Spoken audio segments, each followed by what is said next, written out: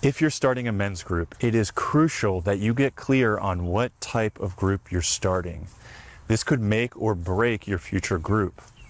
Over the next few minutes, I'm going to go over the two main types of groups and some things that you should keep in mind when considering and deciding which group is right for you.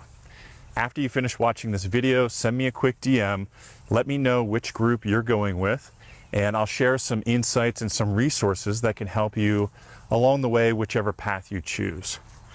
For those of you who don't already know me, I'm Aumen, co-founder of the Crowning Kings. And over the last decade, I've been deeply immersed in this field as both a facilitator and a participant. And along the way, I've put together a simple and potent framework to help men create transformational men's groups. This is all part of our mission to make transformational men's groups as commonplace as going to the gym. Now, the two main types of groups we're talking about today are traditional men's groups and transformational men's groups. So the first area we want to pay attention to is the structure and how it's optimized. In a traditional group, the structure is optimized for safety and for brotherhood and having a place where men can vulnerably share their feelings and what's going on for them.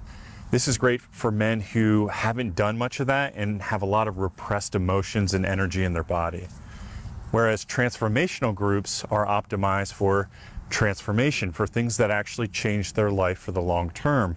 And we do this by focusing on shifting core beliefs, by working on embodiment, and by working on integration. The next thing to compare between the two is taking a look at the facilitator.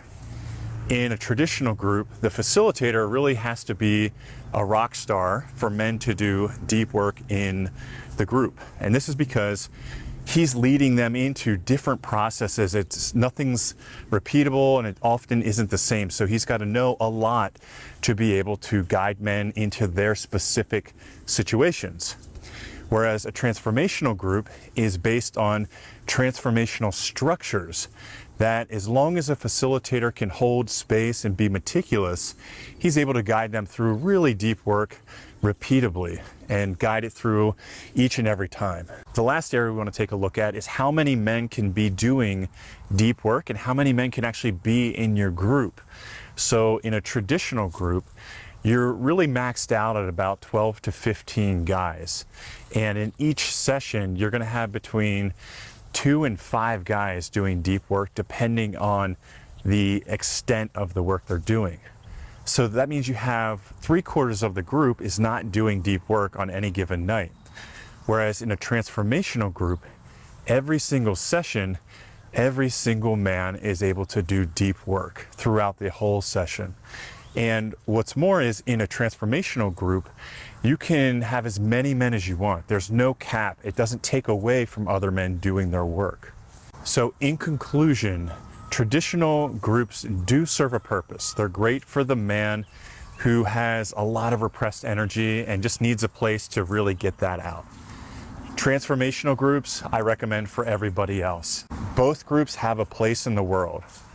Send me a DM and let me know which group you're going to go with, and I'd be happy to share with you some resources that can help you accelerate your path to leading this work.